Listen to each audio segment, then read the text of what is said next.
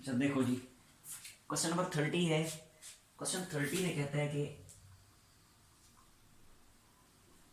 Question 30 में कहता है find the distance from point P. ये पॉइंट पी है, इसके कोऑर्डिनेट्स हैं 6 एंड -1। कहता है आपने इस पॉइंट का इस लाइन के साथ डिस्टेंस फाइंड करना है। ये इस पॉइंट का इस लाइन से डिस्टेंस फाइंड करना है। बताइए ये पॉइंट इस लाइन से कितने डिस्टेंस पे है। पहले इसका फार्मूला देख लें, फिर देखिए जरा, यहां मैं लिख दूं formula. Distance between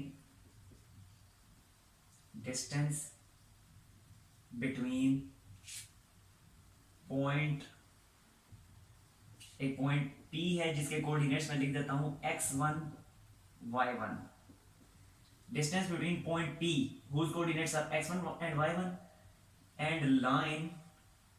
and line whose equation is ax plus by plus c equal to 0। ठीक है कि एक पॉइंट है जिसके कोऑर्डिनेट्स x1 y1 है और एक लाइन है ax plus by plus c equal to 0। ये उसकी इक्वेशन है। तो इस पॉइंट और इस लाइन के दरमियान डिस्टेंस का फार्मूला क्या है? तो फार्मूला सिंपली ये है, देखें डिस्टेंस को मैं डिनोट करता हूं d से, और ये फार्मूला इसका ये है a x1 plus b y1 plus c whole mod divided by a square plus b square inside the square root. अब इस फार्मूले को समझ भी नहीं। देखें ये लाइन है, लाइन की इक्वेशन है। इस लाइन और इस पॉइंट के दरमियान डिस्टेंस फाइंड करना है ना, तो पहले पूरी की पूरी लाइन की इक्वेशन में एज इट इज लिख लूंगा। ठीक है, अब करना क्या है कि इस लाइन में x और y की जगह इस पॉइंट के कोऑर्डिनेट्स लिख देने हैं। ठीक है, यानी इसमें x और y जो थे उनको x की जगह मैंने लिख दिया x1 और y की जगह लिख दिया y1। देख लें, और डिवाइड के बाद inside the square root x और y के जो कोऑर्डिनेट्स थे a और b उनके स्क्वायर्स का सम स्क्वायर रूट के अंदर मैंने लिख दिया, और ये मोड लाजमी डालना है। ये है distance between point and line का फॉर्मूला। ठीक हो गया? अगर मैं यूज करता हूं तो मजीद क्लियर हो जाएगा आपको। सर मेरी बात सुने जी ये न्यू फॉर्मूला है ना? यस, पहले यूज नहीं हुआ अभी तक। Okay sir. ये फर्स्ट टाइम आज आपने देखा, इससे पहले आपने कभी नहीं देखा। 9th क्लास में भी ये नहीं था। वो दूसरा जो है वो डिस्टेंस फार्मूला था पहले जो यूज करते हैं, वो दो पॉइंट्स के दरमियान डिस्टेंस बताता है। लेकिन ये फार्मूला जो है ये एक पॉइंट और एक लाइन के दरमियान डिस्टेंस बताता है। ठीक है, अच्छा आप जरा देखें, अब इस फार्मूला को मैं यूज करूंगा यहाँ पे, तो इन दोनों के दरमियान डिस्टेंस मुझे चाहिए। तो देखिए ये डिस्टेंस क्या होगा, डिस्टेंस इज इक्वल टू, देखें उसी तरह पहले मैंने मॉड डाला, ये पूरे का पूरा मॉड लिख दिया, डिवाइड। अब जरा देखें ax1, यहाँ पे देखें ax1 प्लस by, एक पहले लाइन देखें ax plus by plus c थी ना, अब यहाँ है 6x माइनस 4x प्लस 9, यानी वहां पे x का कोएफिशिएंट a था तो यहाँ x का कोएफिशिएंट 6 है। ठीक है, इसी तरह वहां y का कोएफिशिएंट b था, यहाँ ये मैंने गलत लिख दी, एक मिनट, ये 4y था। वहां y का कोएफिशिएंट b था तो यहाँ y का कोएफिशिएंट -4 है। ठीक हो गया? तो अब फिर मैं यहाँ पे लिख रहा हूं, मैं यहाँ पे लिखूंगा 6 इंटू, अब x की जगह क्या लिखा था, देखें जरा, यहाँ x की जगह मैंने लिखा था x1, और x1 जो पॉइंट P का x कोऑर्डिनेट था। ठीक है, तो यहाँ भी x की जगह मैंने पॉइंट P का x कोऑर्डिनेट लिखना है जो कि है 6। ठीक हो गया? आगे फिर देखें, आगे प्लस by था ना, तो ये लिखा प्लस by1, तो ये अब यहाँ पे है -4y, तो ये लिखूंगा -4, और y की जगह क्या लिखूंगा, वहां y की जगह क्या लिखा था, y1 लिखा था, देखें जरा। ठीक हो गया? तो यहां अब y की जगह पॉइंट P का y कोऑर्डिनेट लिखूंगा जो कि है -1। ठीक हो गया?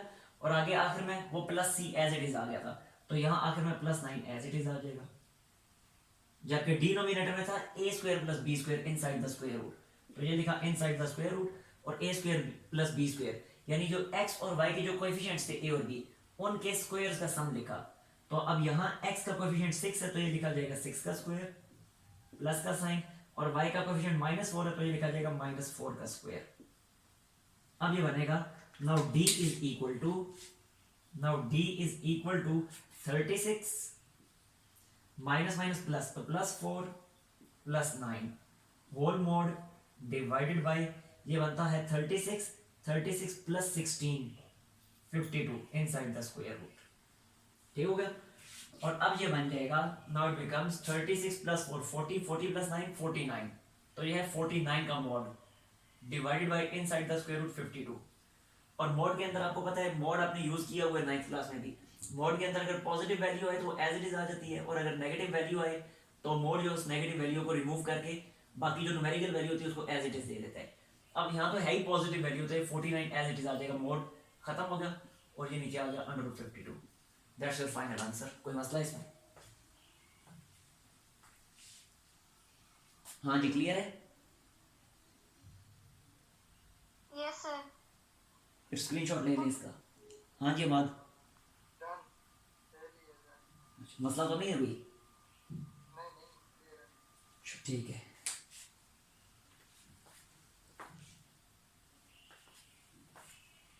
नूर हो गया। Yes sir. नेक्स्ट देखें 31 है, कहते हैं find the area of the triangular region. इसका भी एक फार्मूला है और बहुत ही सिंपल फार्मूला है, वो भी मैं लिख देता हूँ यहाँ पे।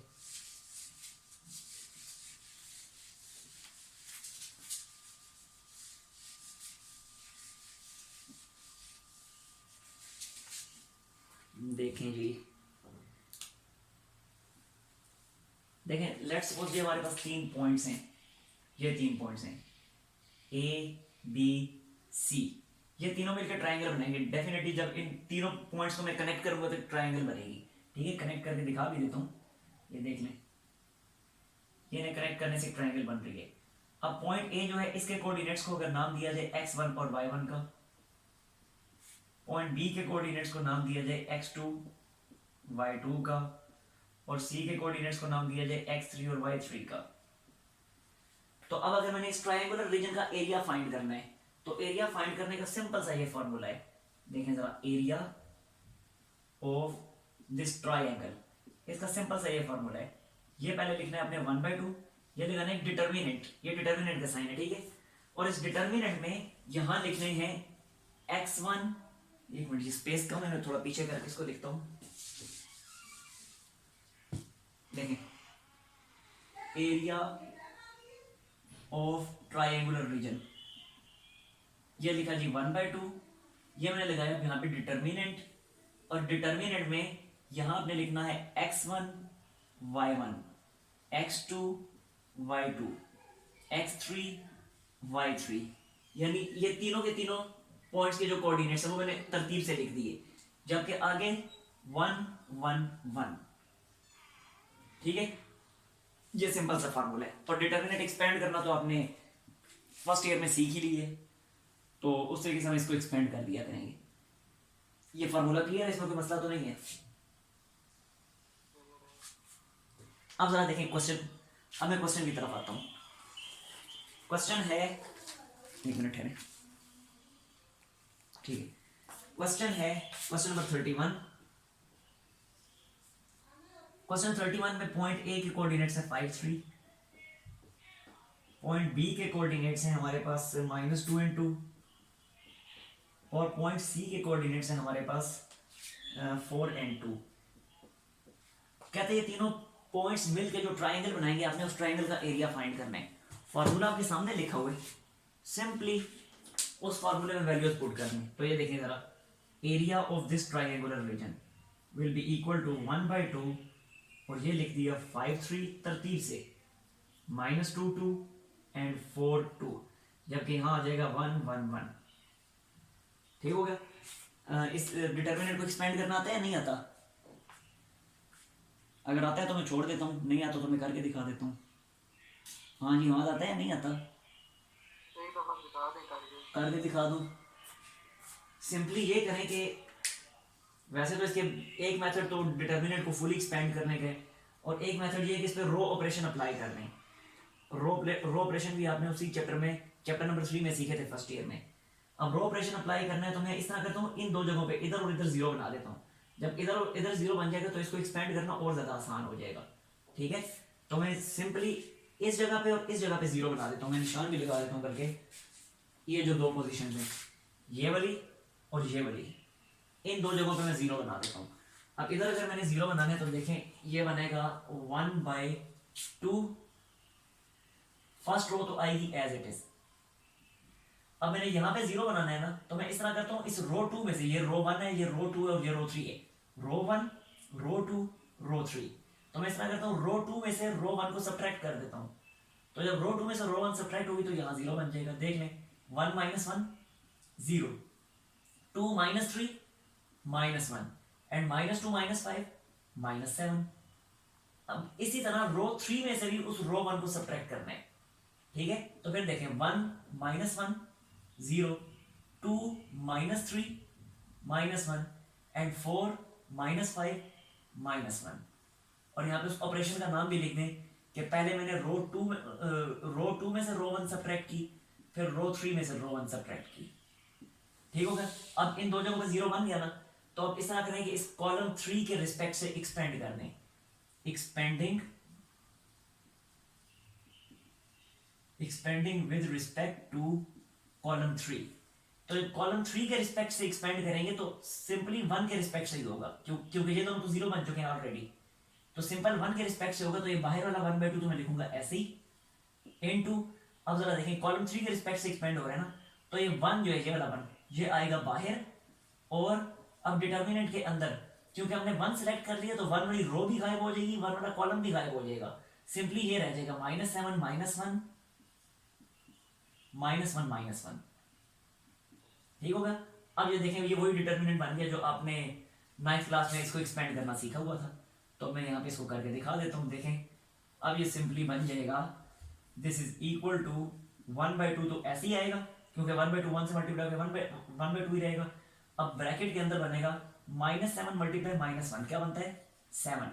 ठीक है, आगे माइनस का साइन और -1 मल्टीप्लाई -1 +1, तो ये बन गया 1/2 और 7 - 1 6, कैंसिलेशन के बाद आ जाएगा 3। ये आ गया एरिया ऑफ ट्रायंगुलर रीजन। अब ले लें स्क्रीनशॉट, और अगर कोई मसला है तो पूछ लें।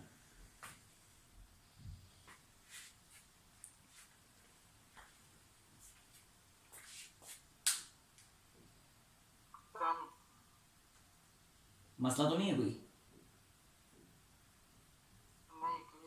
जी नूर, ले लिया आपने स्क्रीनशॉट? मसला तो नहीं है कोई आपको?